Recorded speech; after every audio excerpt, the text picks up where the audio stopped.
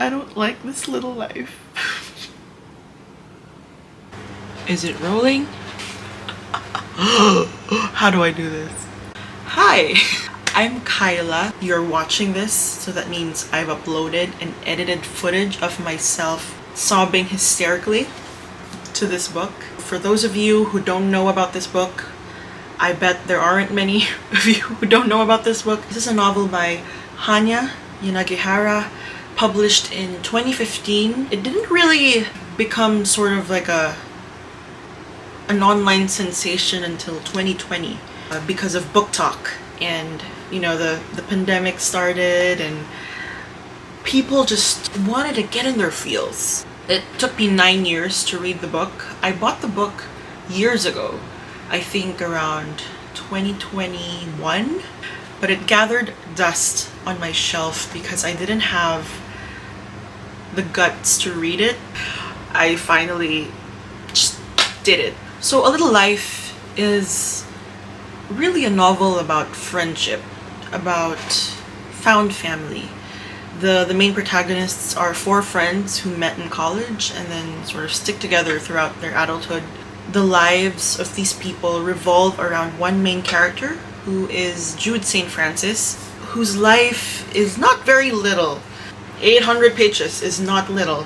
So this book is just his journey. We switch perspectives sometimes based on which character is closest to him at that moment, so that we can unpack what he goes through and how his past experiences affect his relationships in the present. So I didn't really record myself reading the book from page 1 to the end. I started on page 483 because that's when it gets really bad in this book. Yeah, you'll hear my thoughts about it later on. I am here in what is perhaps the biggest lie in all fictional history. I'm on page 554, but to be honest, I've been crying since page 25 anyway, so.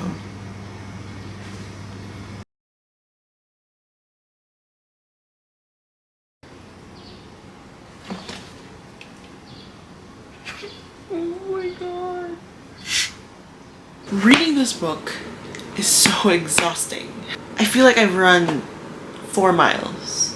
Last night, I was reading a part. After I read a line, I groaned so loud and I flipped over and I fell asleep. Because that's how exhausted I was. That's how mentally draining it is to read this book. The writing is really good. That I can say. Hanya is a master at the craft, and there's nothing I can say about her writing. It's insanely good. She has to be some degree of insane as well to write what she wrote. You know what I mean? So time check, it is around 9 in the evening. I was able to do some stuff, but I wasn't that productive. I still ended up like reading a lot. And I had to stop because I knew something terrible was about to happen. I'm gonna go for a quick run so I can mentally, emotionally, and physically prepare for the torment. I am back and freshly showered and fully moisturized. Forgive my very wet hair. I am determined to finish this. I am on page 677, which means I am a step away from the most emotionally destructive parts.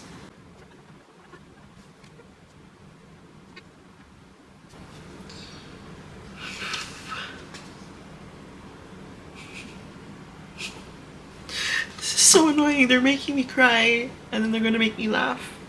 Jude. This is supposed to be a happy scene. So I can say these are happy tears. For now. I don't think I want to go on. But we shall power through. We are God's strongest soldiers.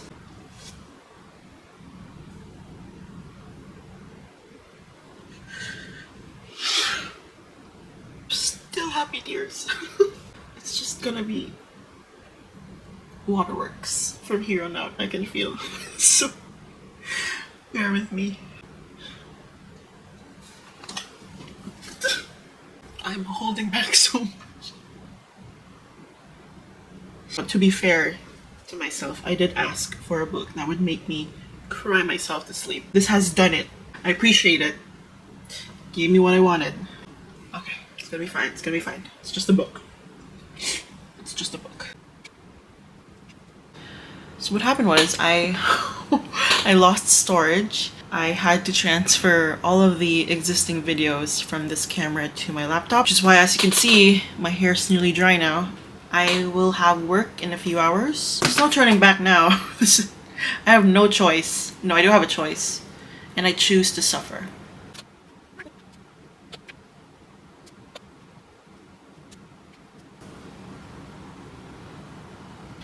So I'm done with the happy years. I mean, I knew this was gonna happen. Maybe let's continue? I'm going crazy. I'm going crazy. I don't want to know anymore what Jude will think about what just happened. Do I want to know?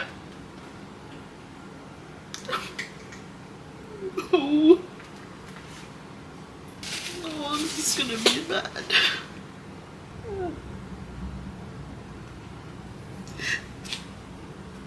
How terrible do I look? Oh my god. This is too painful. Like, do I have to finish it? I can just stop right here, right?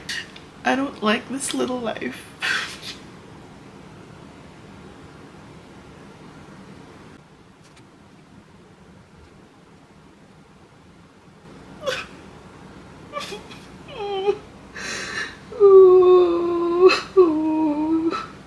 Alright, I had to calm myself down. I still have a lot to go through. I can't be emptying myself out this early on. Every 10 words feel like a dagger piercing my chest, and I'm just bleeding. I can't take this anymore. But I will, because we're masochists. So I transferred to the bed because my feet were starting to hurt, and I feel like this is a better place to read the last 50 or so pages. Those are my cats. I'm very tired emotionally, but I think I can do 50 more pages before we sleep.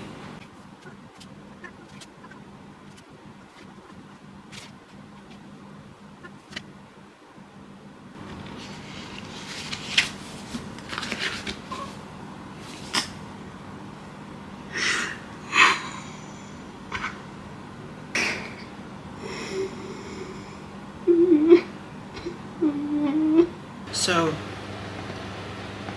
that was a ride. What a book. What a book. What a book. The last clip that you just saw, I filmed that a few days ago. So I gave myself enough time and space to really process what just happened so that I could properly review this book without, the residual emotions influencing my thoughts and feelings as of today. Let me just get it out of the way. I really loved this book. There are things I don't like about it. There are things that I know are questionable and things that are too much. But as a whole, I think it's a really good novel about found family and friendship and the grace in which people deal with other people who are difficult. I guess we have to talk about the elephant in the room, right? So, do I think it's correct to call it torture porn or misery porn or trauma porn? I don't think so. I think it's a little irresponsible and maybe a little dangerous, especially because I just binge watched Baby Reindeer, really great show by the comedian Richard Gadd. The show deals with similar themes of, abuse and trauma bonds and, cyclical manipulation, all of which affirm what Jude St. Francis goes through in this book.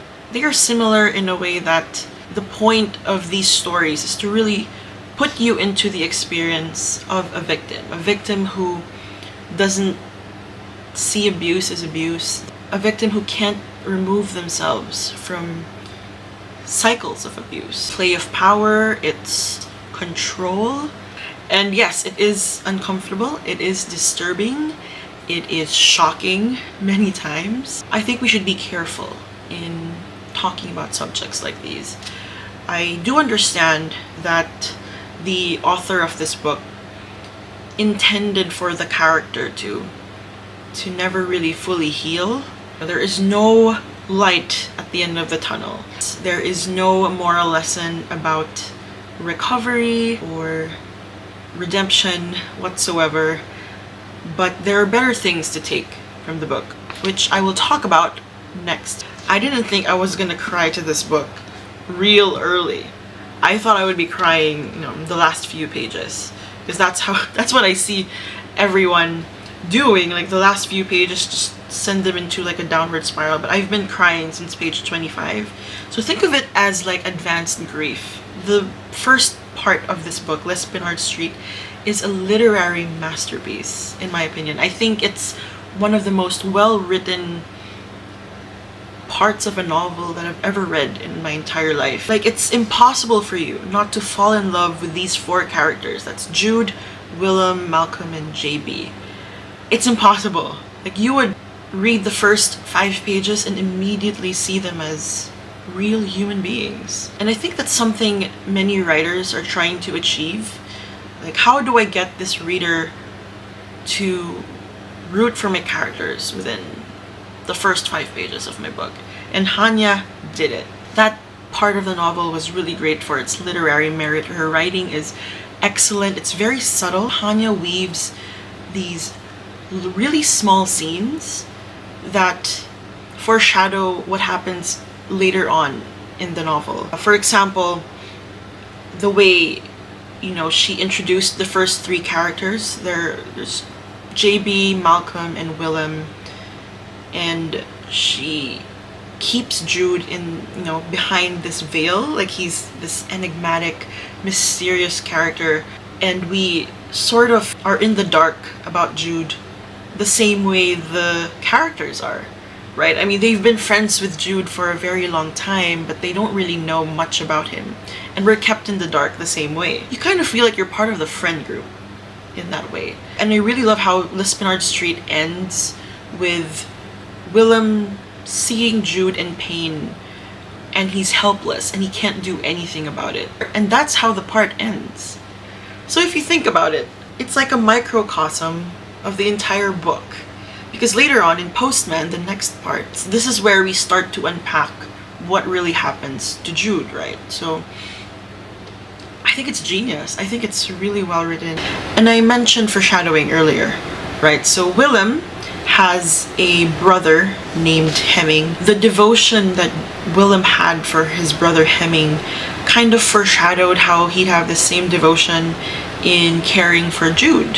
That characteristic was established from the very beginning, and so you believe the way the friendship progressed between Willem and Jude later on. Now, the rest of the book I had, of course, problems with, in a sense that there were times that I found myself thinking, why? Why would anyone write this? Why would anyone put a character in such tremendous pain and suffering? So I understand where people are coming from, but I think there are just more beautiful things to take from this novel. Like, for example, Jude and Harold, like the father and son relationship, it's a bigger part of this novel than I'd expected. I really loved Harold's character and how he just dealt with Jude with so much grace. Of course, there are sad things, about this book, to say the least. But the more beautiful things, for me, outweigh the bad. Like Hanya's writing, that's one. Another is just the unconditional love that Jude receives from all his friends, from Harold and Julia, from Anna, the social worker. He had difficulties getting into this mentality of, I deserve kindness. But still, people wouldn't stop loving him and wouldn't stop trying to, to make him see that your experiences don't define you. Your demons aren't you. Your demons are just in you, but they aren't you.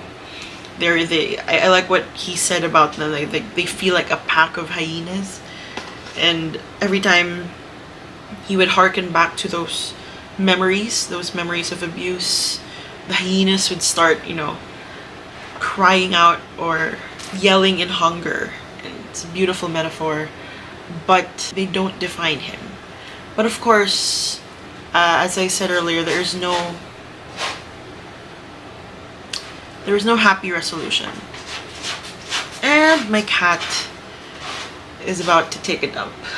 But there are passages here that I really want to go back to, because Hanya really, I don't know what it is about her writing. She really understands the depth of human emotion, and not just the good ones, but even the ugly stuff that we don't really want to admit to anyone. It's really good writing. Like, imagine 800 pages of consistent, excellent writing. Props to her and her editor. Right, I even bought her latest book, The Paradise. But I'm excited to see if it's, if it's as great as this.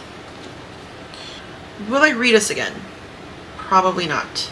Will I recommend it to anyone? Probably not either. But if you want a book that portrays a very realistic picture of friendship and found families and relationships between flawed people, people who frustrate each other, who drive each other mad, but also just love each other fiercely, then try it out. Waterworks. Expect Waterworks. If you don't cry, then I think you should go see a therapist.